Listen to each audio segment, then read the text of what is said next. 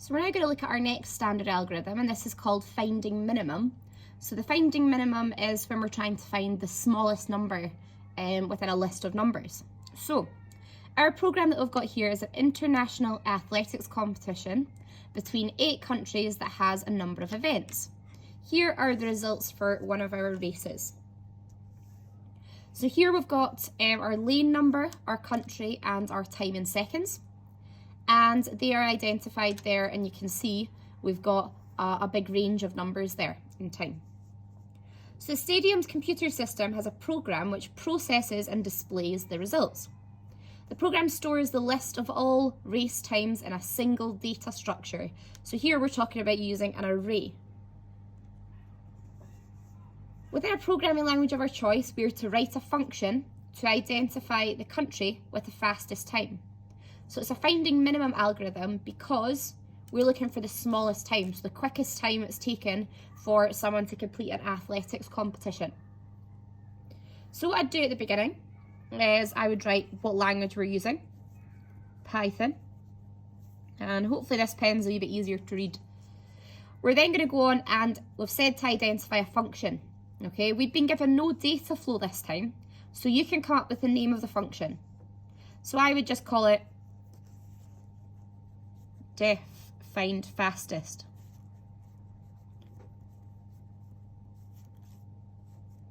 Okay, we then need to think about what we're going to pass in. So it's probably just our time that we need here. So I've maybe done my brackets a little bit too big. And our wee dots. Okay, so we've set up our fastest time. What we then need to do is similar to finding maximum. We need to go in and we need to do min position equals 0, and then you've got min value equals time and position 0. So that is the first position within the array, which is allocated to min val. What we then do is we use our loop to go through each value within our time array.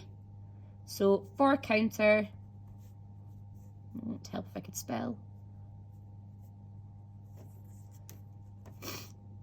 in range,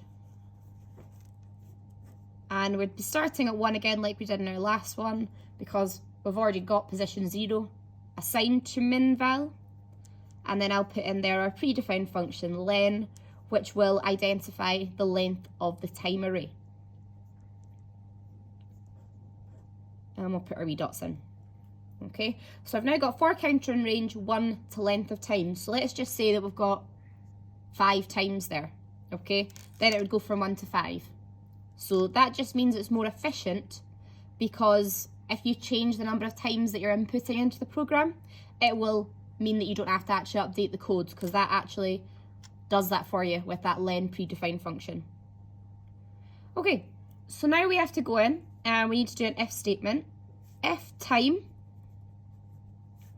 and we pop in counter after it so we can check each position of the array, and is lower than or equal to min val, then min val is equal to time counter.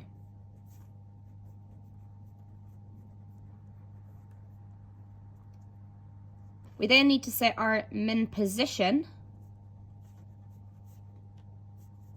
to counter, so we know what position within the array we have stored our min position.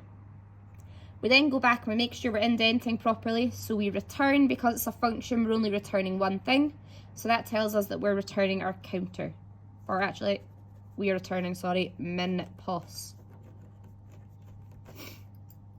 Okay, so hopefully that's quite happy, you're all quite happy with that. If we were to incorporate min and max into the same one, you would just have to double and have max pos and max val in there, and then have 2 if statements. Okay, if you were being efficient about that, you would have an if else in there.